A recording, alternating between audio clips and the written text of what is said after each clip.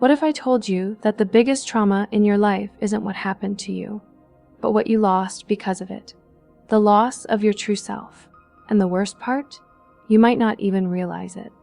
Dr. Gabor Maté reveals the hidden wounds shaping your mind, body, and life. Right now. This will change how you see yourself forever. Watch till the end. If you've ever felt unheard, unseen, or like the wounds from your past still hold you back, you're not alone. This space is for you. Here, we heal, we grow, and we rediscover who we truly are. Beyond the pain, beyond the past. And if you're ready to step into your healing journey and finally embrace your authentic self, hit that subscribe button. Because your inner child matters, and together, we can rewrite your story. And before we dive in, I want you to affirm this. Drop "I am healing" in the comments. Let's remind ourselves, and each other. A tree doesn't grow where it's hard and thick, does it? It grows where it's soft and green and vulnerable. So vulnerability is absolutely essential for growth. And for vulnerability, you gotta let go of those defenses. Trauma is sometimes used somewhat loosely and promiscuously to refer to things that are not traumatic. So people will have a difficult experience and say, I was traumatized. No, they weren't. They just had a difficult experience. And as one of my colleagues points out, all trauma is stressful, but not every stress is traumatic. So sometimes people use the word to refer to difficult experiences, which is not the same as being traumatized. And on the other hand, where it really matters, which is in the area of health that you and I are both concerned in, whether it's physical or mental health, trauma is not understood nearly enough or used nearly enough.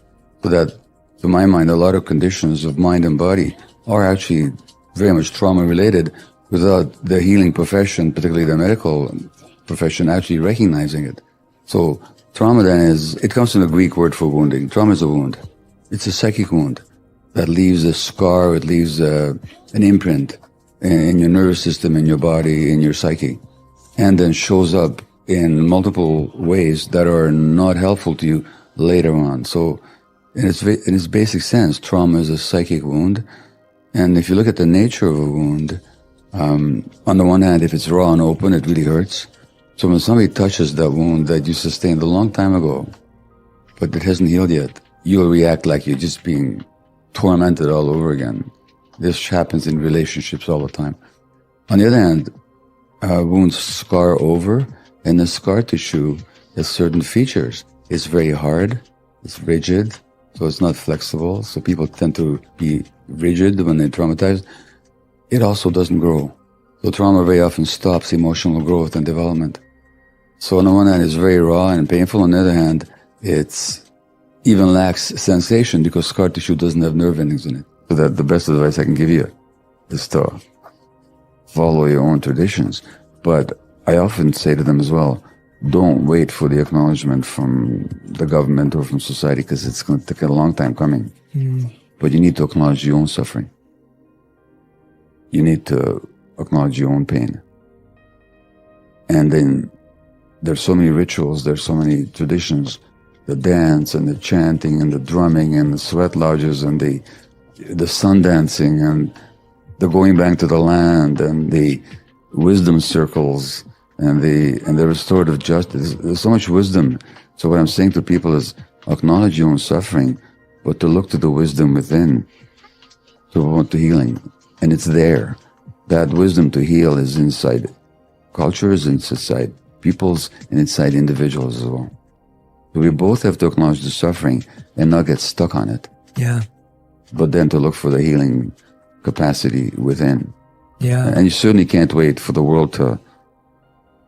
It's nice, but you can't wait for it. Otherwise, you're dependent on somebody else for your healing.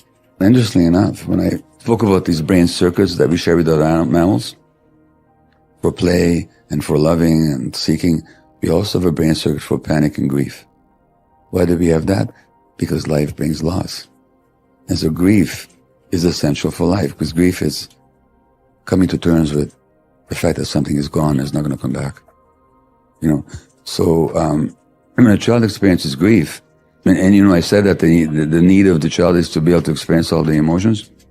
They need to be able to experience the grief as well. And it doesn't matter whether from adult eyes we see that loss as major or minor.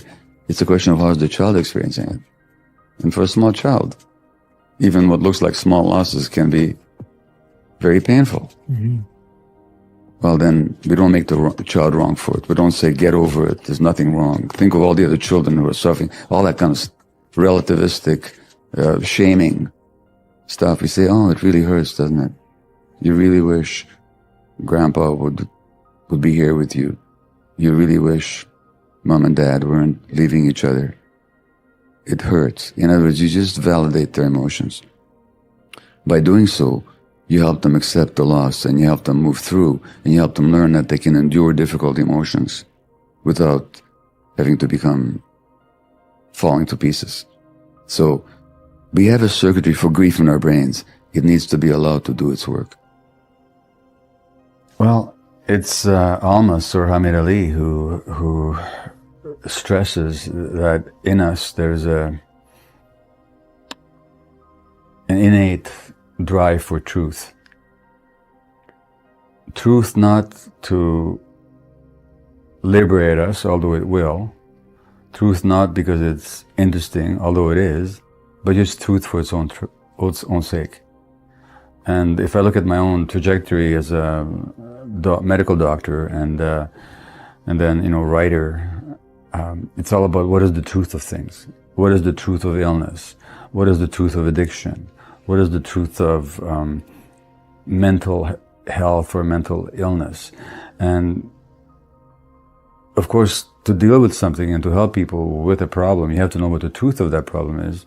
But I just find the truth in itself a value. And I would say that my own personal development has all been that search for truth. And of course, I've taken all kinds of detours and blind alleys have popped up and so on. But I really have been committed to truth. I can say that now with some satisfaction. Far from having attained it, I'm not saying I've got there. I'm just saying that that's been a motivative force behind both my personal work and my professional work. And I just find that intensely vital in a sense that it really is life-affirming and life-giving, and it releases all kinds of energies that I appreciate. Marx talks about the alienation.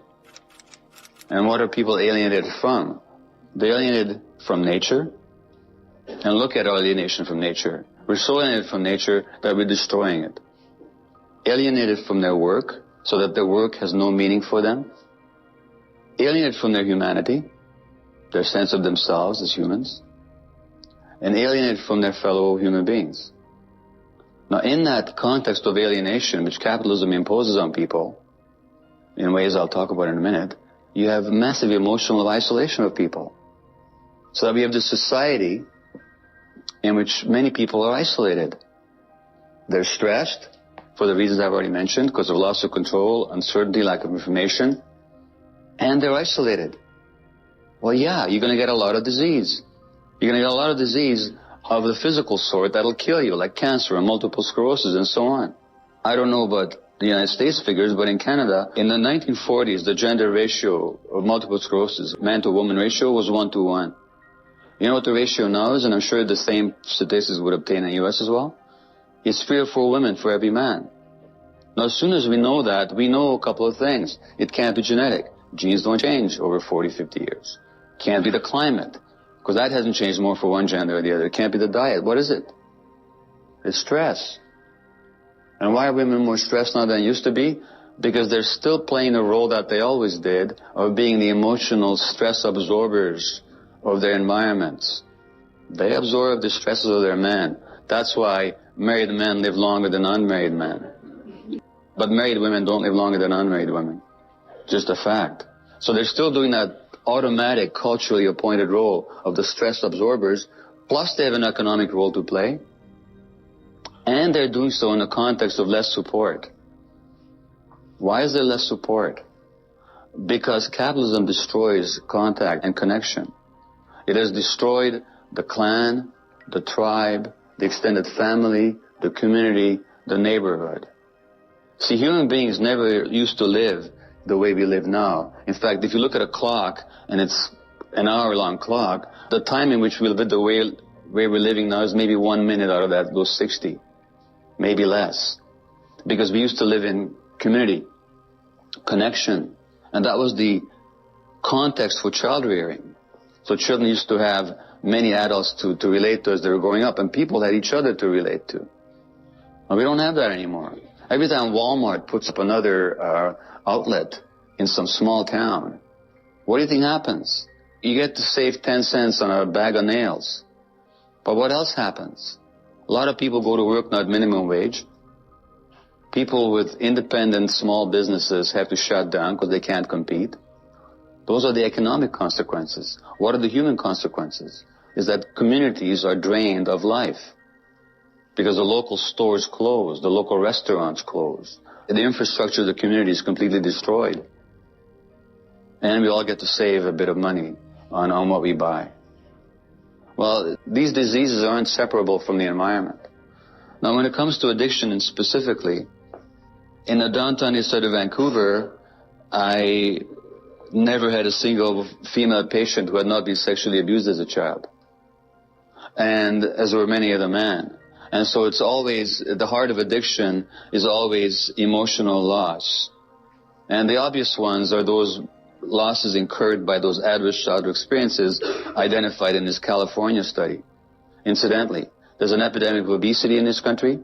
The adverse childhood experiences studies began at an obesity clinic because the doctors working there, in San Diego actually, found that they could help people lose weight, but they couldn't help people keep it off.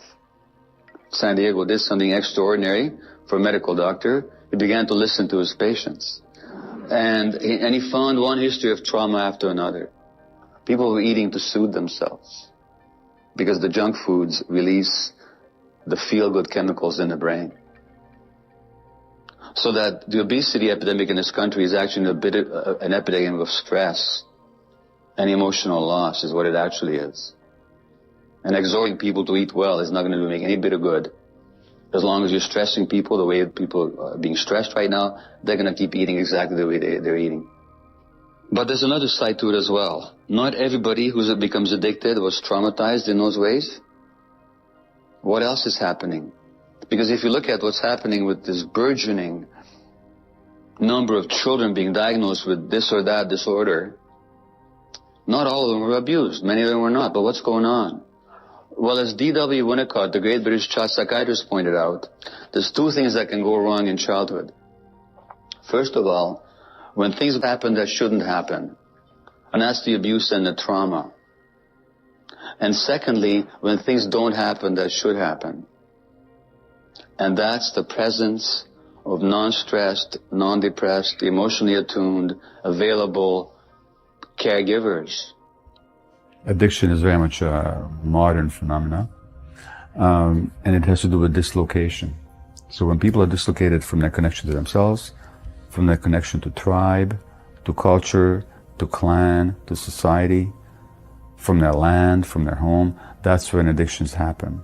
So there's been drinking in Western society for a long time, thousands of years as a matter of fact. I mean, drinking was known to the ancient Greeks. And there was cults around drinking even. The Dionysian cults involved a lot of drinking.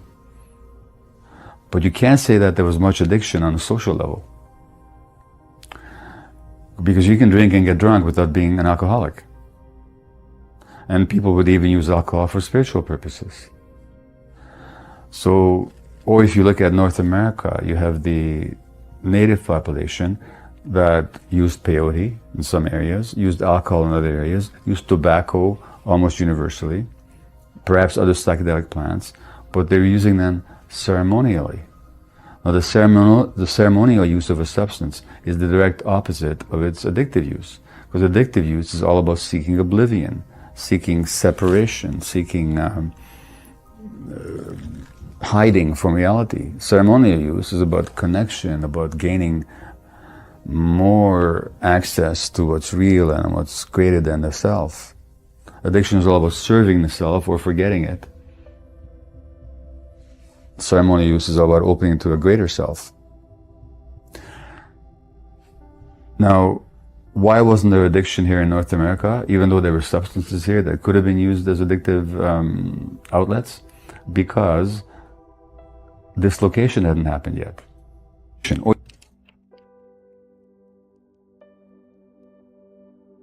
Biggest calamity is not what happened to you as a child, but that as a result of what happened, you lost the connection to yourself. So that lost connection to yourself will have many potential outcomes, one of which is addiction. It's not the only one, but certainly is one of them, one of the major ones. And it's always about separation from your essence, from other people, from society, from culture. The reason we suffer is because our true nature cannot be expressed under circumstances that deny our true nature. If we were wired for disconnect, we wouldn't suffer when we're disconnected. So it's just the opposite. We're wired for attachment, we're wired for connection, for belonging, for unity. That's how we're wired. And I think our suffering occurs when our true nature cannot manifest itself. Well, belonging is simply a biological, instinctually driven aspect of human life. I mean, the capitalist ethic and this myth about human nature that we're individualistic, aggressive, selfish, manipulative, and greedy. Had that been the case, we never would have evolved as a species. We evolved in species as members of small communities, very much belong together, loyalty to each other. Children were reared in communities where they spent the whole day around adults. And a group moved together. And this is how we lived for millions of years. And so it's part of our nature. We would not have survived otherwise. And until very recently, I mean, a blink of an eye ago, historically speaking, that's how we lived.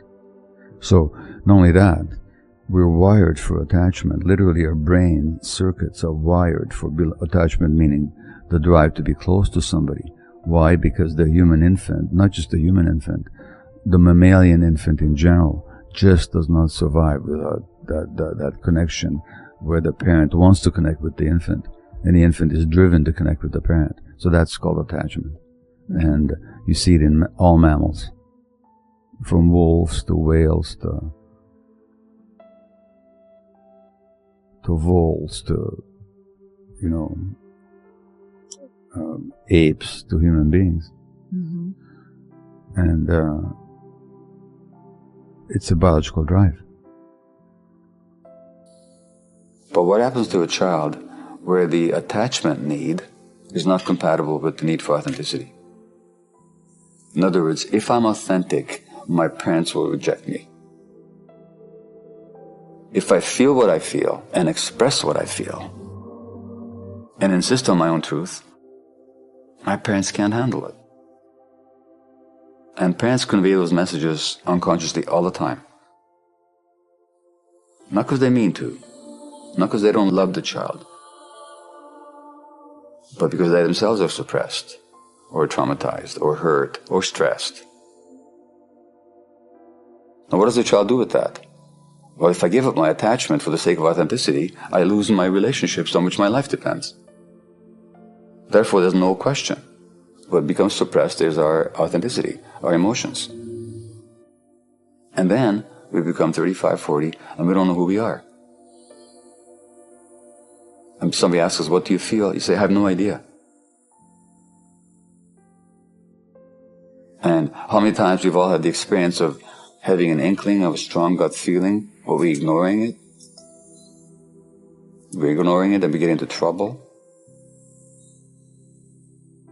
Well, that tells us what happened. What happened was that at some point we found out that it was too costly for our attachment relationships to be in touch with our gut feelings.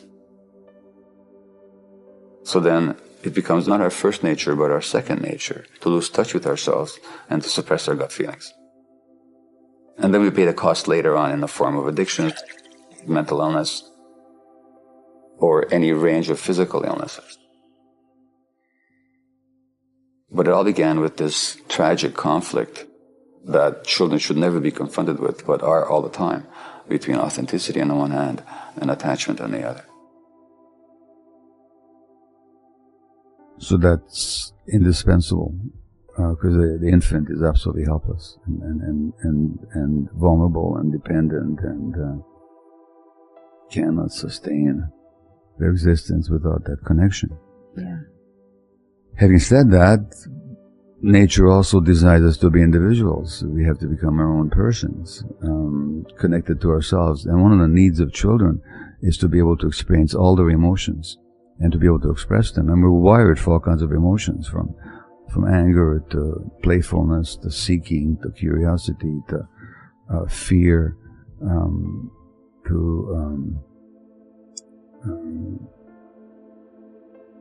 to caring, for love and all that. We're wired for all that. It's in our brains. The fundamental thing that happened, and the greatest calamity, is not that there was no love or support when you were a child. The greater calamity, which was caused by that first calamity, is that you lost the connection to your essence, to your authentic self. That is much more important than whether your mother or father loved you or not. So that's the good news. The good news is that the problem isn't what happened 25 years ago, or 30 years ago, or 45 years ago. That's the good news, because if the problem was what happened all those years ago, you couldn't fix it. It's over, it's finished. Because you can't go back and change even what happened 5 minutes ago, never mind what happened decades ago. But if the problem is that you lost the connection to yourself, that you can fix. Because you can regain that connection. And you're not going to walk out of this session completely knowing how to do that. But maybe, if some of my messages got across, you will walk out of the session with a sense of how you lost connection with yourself, with a sense of how it shows up when you're not being authentic, with some compassion for yourself, and with perhaps a somewhat enhanced ability that when you go to work and you have this tendency to take on the pain of others and the trauma of others, to recognize what is it in you that resonates with the same energy, and to realize that's not about you in the present, but it's about you as a child. And therefore, to be able to stay in the present compassionately with those people who are acting out, but also to stay in the present compassionately with yourself. Now, in nature, there's something very obvious, that no creature in nature survives much at all unless they're connected to their gut feelings. Mm-hmm. Now, if I speak to most people, I mean, I can ask you, and I don't know what your answer would be, but have you had the experience of having a strong gut feeling about something, ignoring it, and then regretting it afterwards? Yeah, in a room of 1,000 people, when I speak, 999 will put their hands up. No, that gut feeling is something that in nature we would not have survived without. No creature survives in nature without the strong connection and the capacity to heed their gut feelings. I call that authenticity, that connection to ourselves, auto the self. Child is born, the child has two needs. The first need is for attachment. And attachment is contact, connection, love. Without that, the human child does not survive. Even an avian child doesn't survive. The baby bird has to have an attachment with the parents. The parents have to be attached to the baby. Otherwise, the infant simply does not survive. Mammalians even more so, and most so the human, because we're the least developed, the least mature, with the least developed brains, and the most dependent for the longest period of time of any creature. So our attachment needs are enormous, and they remain important throughout lifetime because we have to have attachments to form societies, social groups, without which we don't survive. So attachment is a huge need. We have to connect, belong, be loved by, and love. That's just a basic human need. But we have another need as well, which is for authenticity. The authenticity is the capacity to know what we feel, to be in touch with our bodies, and to be able to express who we are and manifest who we are in our activities and in our relationships.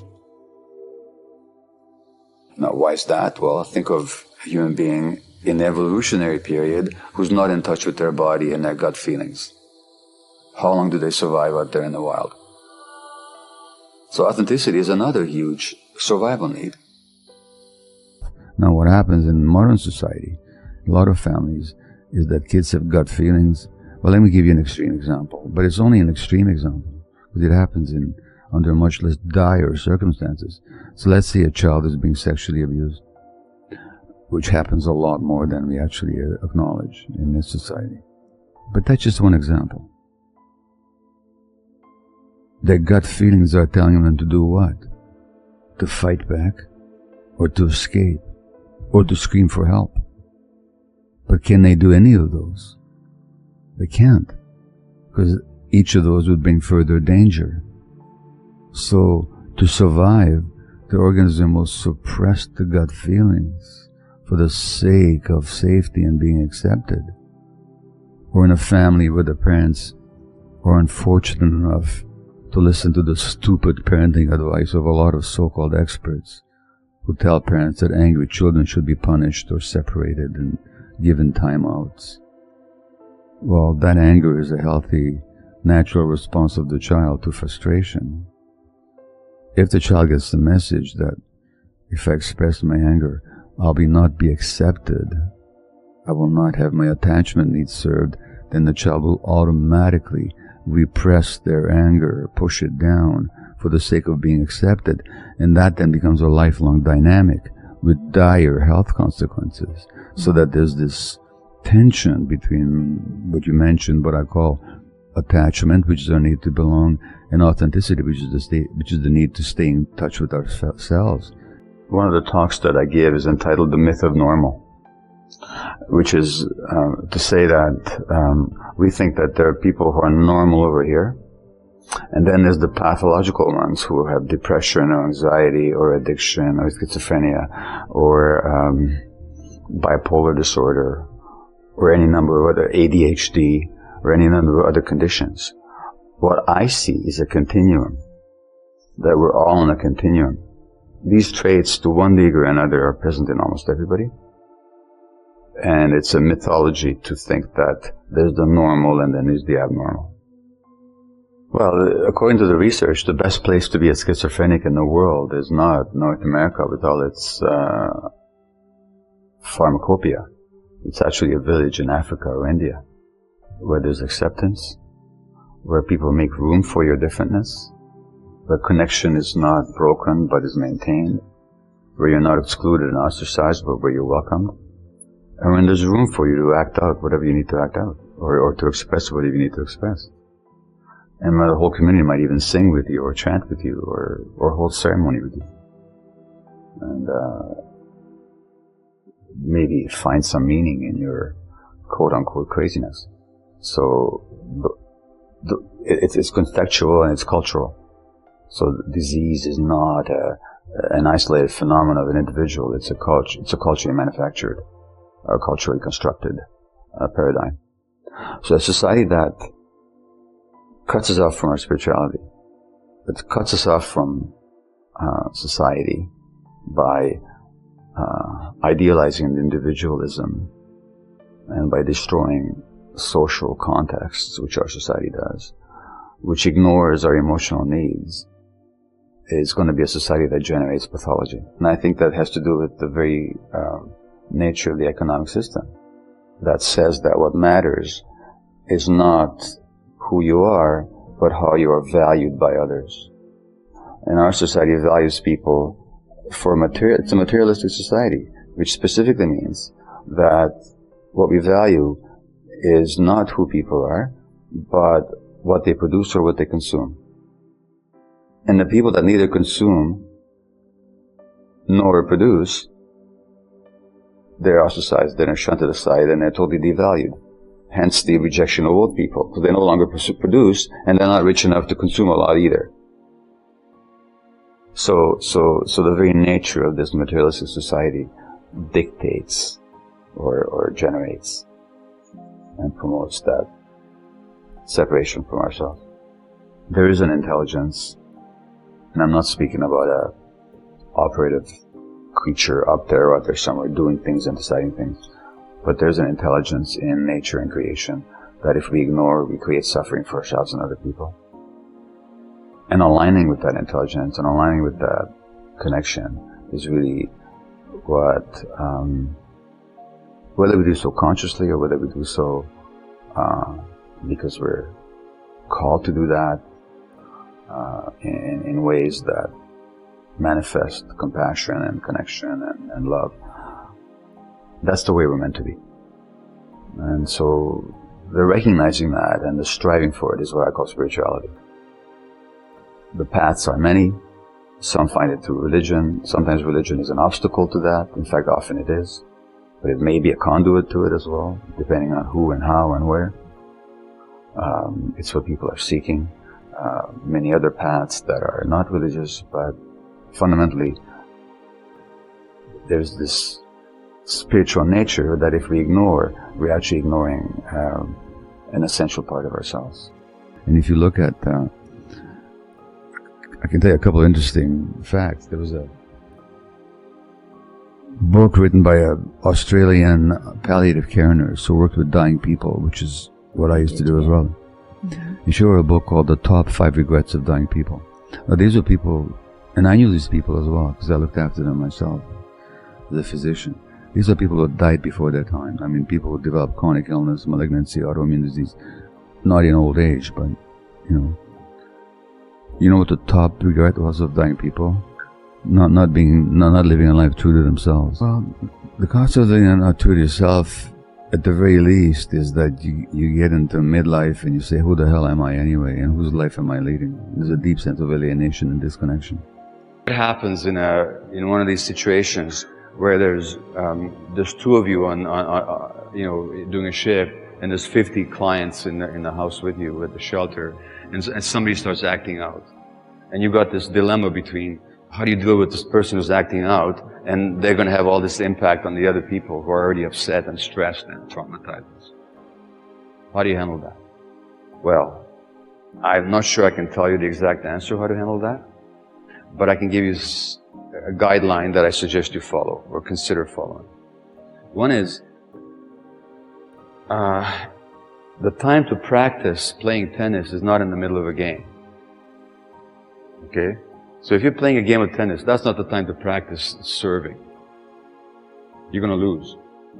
So you have to practice this before you get into the game.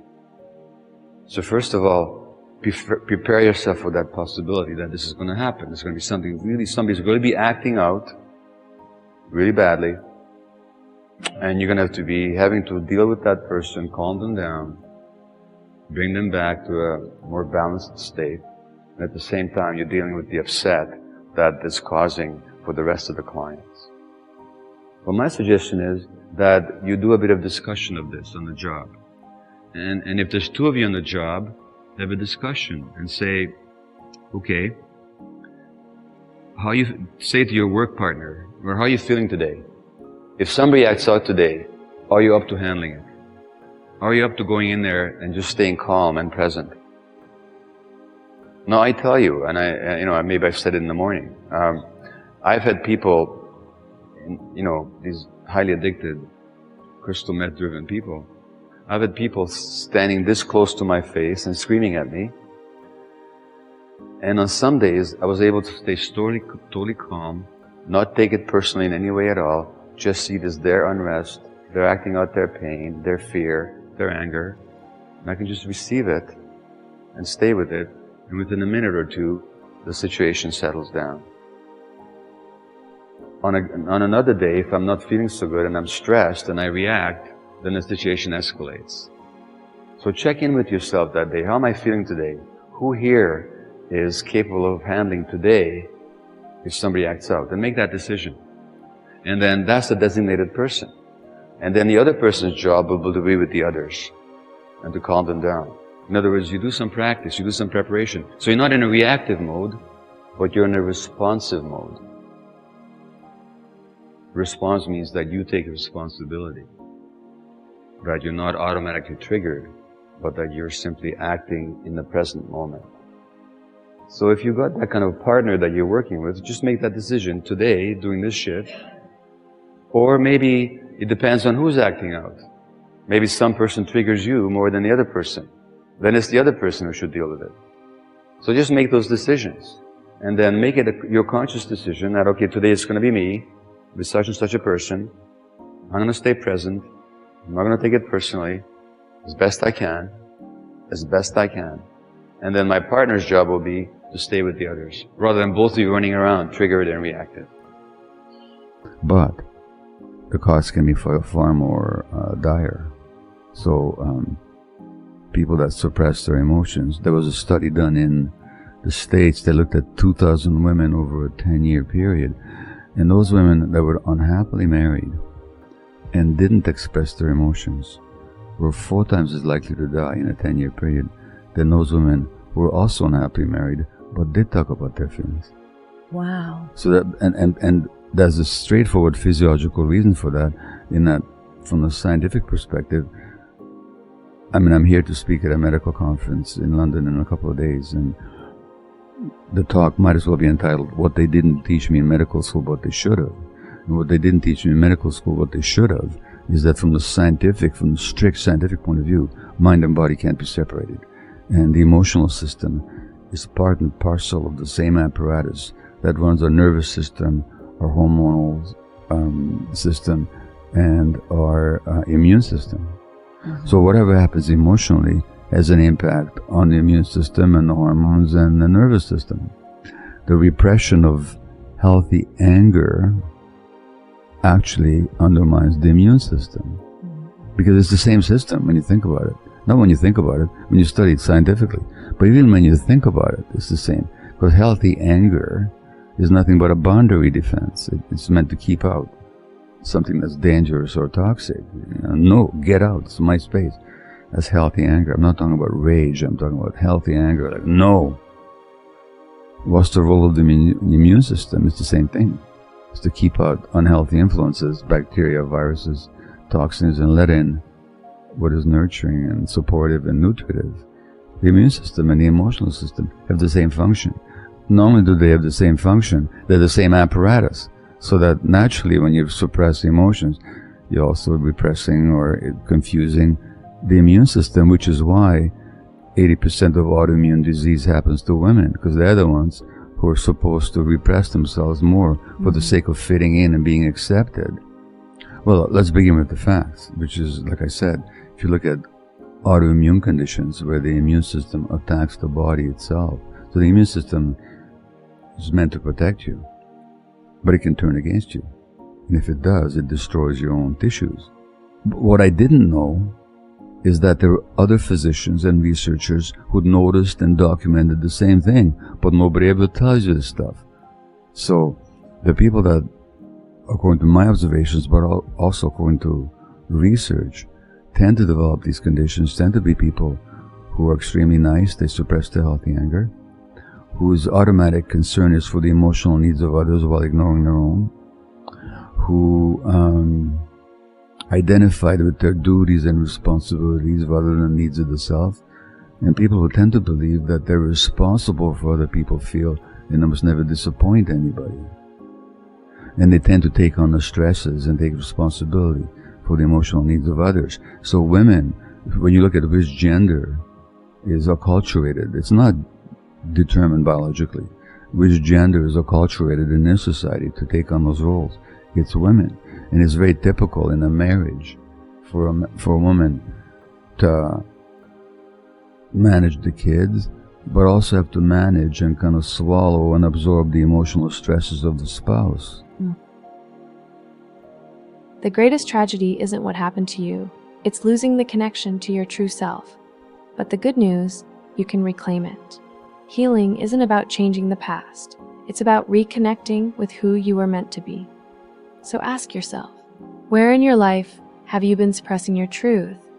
And what would happen if you started listening to it? Healing takes time, and you don't have to do it alone. If this message resonated with you, know that your journey matters. Be gentle with yourself, keep exploring, and surround yourself with support.